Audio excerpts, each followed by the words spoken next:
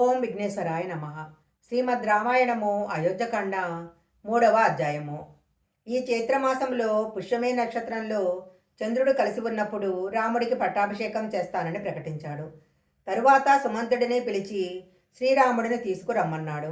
వశిష్ఠుడిని పిలిచి పట్టాభిషేకానికి ఏర్పాట్లు చేయమన్నాడు.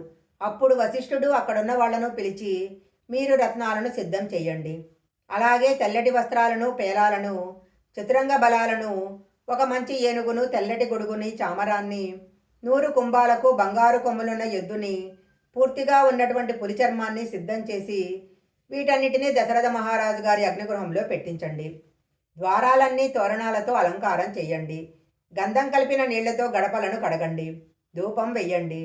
పాలు పెరుగుతో కలిపి ఉన్న అన్నాన్ని బ్రాహ్మణులకు పెట్టండి. ప్రతి ఇంటి మీద పతాకాలను ఎగరవేయండి. నాటకాలు వేసేవాళ్లను, పాటలు పాడేవాళ్లను సిద్ధం చెయ్యండి. అన్ని దేవాలయాలలో ప్రత్యేక పూజలు చేయించండి. అభిషేకం చేయించండి. పొడువైన కత్తులు పట్టుకున్న వీరులను సిద్ధం చెయ్యండి అన్నాడు. సుమంతుడు శ్రీరామచంద్రమూర్తిని సభకు తీసుకువచ్చాడు. అప్పుడు రాముడు, నేను రామవర్మను వచ్చాను అని చెప్పి చెవులు పట్టుకొని తన శిరస్సు దశరథుడి పాదాలకు తగిలేటట్లు నమస్కారం చేశాడు. రాముడికి ఉన్న గుణాలను చూసిన దశరథుడికి అద్దంలో తనని తాను చూసుకున్నట్లుంది.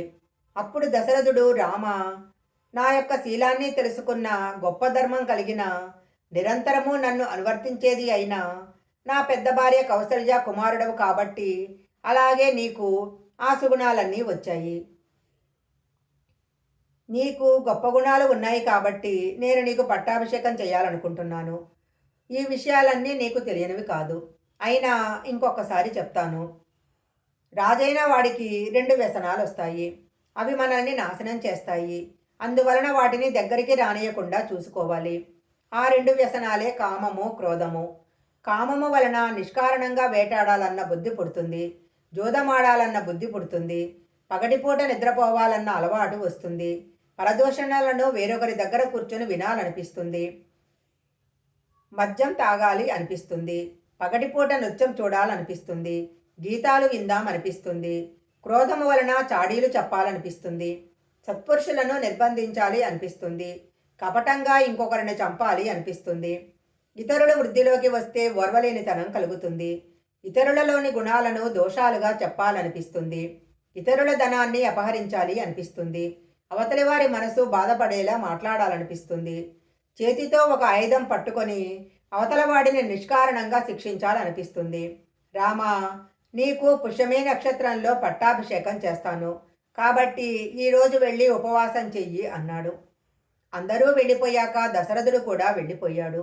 అంతఃపురానికి వెళ్ళాక దశరథుడు సుమంతుడిని పిలిచి రాముడిని తీసుకురమ్మన్నాడు. రాముడు వచ్చాక దశరథుడు ఇలా అన్నాడు, నేను జీవితంలో అనుభవించిన సుఖం లేదు. ఈ శరీరానికి వృద్ధాప్యం వచ్చింది. ఎన్నో యజ్ఞాలు చేశాను. పితృరుణము, దేవతారుణము, ఋషిరుణము, ఇలా అన్ని రుణాలు తీర్చుకున్నాను. నేను చేయవలసిన పని ఏదన్నా ఉందంటే అది నీ పట్టాభిషేకమే. మీరెందుకింత తొందరపడుతున్నారు అని అడుగుతావేమో. నాకు పీడకలలు వస్తున్నాయి. ఉల్కలు రాలి పడుతున్నాయి. ఈ శరీరం పడిపోతుందని నేను బెంగపడటం లేదు. ప్రజలు దిక్కులేని వారు కాకూడదు. అందుకే నీకు తొందరగా పట్టాభిషేకం చేసేస్తాను. నీకు పట్టాభిషేకం చేయాలనే ఆలోచన నాకు వచ్చింది. ఈ ఆలోచన మారిపోకముందే చేసేయని. భరతుడు చాలా మంచివాడు. ఇప్పుడు తన మేనమామయ్య అయిన యుధాజిత్ దగ్గర ఉన్నాడు. భరతుడు రాకముందే నీకు పట్టాభిషేకం చేసేస్తాను.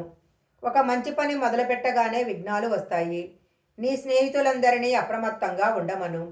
సీతమ్మతో కలిసి దేవతలను ప్రార్థించి దర్బలగడ్డి మీద పడుకో అని చెప్పి పంపించాడు. దశరథుడు సుమిత్రను చేసుకున్న పిల్లలు పుట్టలేదు కాబట్టి యవ్వనంలో ఉన్న సౌందర్య రాశి, అన్ని విద్యలు తెలిసిన కైకేయిని వివాహం చేసుకున్నాడు. ఆ సమయంలో కైకేయరాజు, నా కూతురికి నీకు పిల్లలు పుడితే వాళ్ళకే పట్టాభిషేకం చెయ్యాలని అడిగాడు. దశరథుడు అప్పుడు మాట ఇచ్చాడు. అందుకని ఇప్పుడు కైకేయరాజును పిలవకుండానే రాముడికి తొందరగా పట్టాభిషేకం చెయ్యాలనుకుంటున్నాడు. రాముడు అంతఃపురానికి వెళ్ళి తన తల్లి అయిన కౌసల్యాదేవితో తన పట్టాభిషేకం గురించి చెప్పగా ఆమె ఎంతో సంతోషపడింది. సీతమ్మ, లక్ష్మణుడు ఎంతో ఆనందపడ్డారు. తన మిత్రులకు కూడా చెప్పాడు. తరువాత రాముడు దేవతలకు హవిస్సులు ఇచ్చి మిగిలిన హవిస్సును తిన్నాడు. ఉపవాసం అంటే కడుపు నిండా తినేస్తే కన్ను పడిపోతుంది కాబట్టి కన్ను పడిపోనంత సాత్విక ఆహారము, శరీరం నిలబడటానికి కావలసినంత తిని ఆ ఓపికతో భగవతారాధన చెయ్యటమే ఉపవాసము. అంతేకాని అన్నం తినడం మానేయటం ఉపవాసం కాదు. అయోధ్య నగరమంతా ఆ రోజు చాలా సంతోషంగా ఉన్నారు. శ్రీమద్ రామాయణము అయోధ్యాకాండ 3వ అధ్యాయం సంపూర్ణం.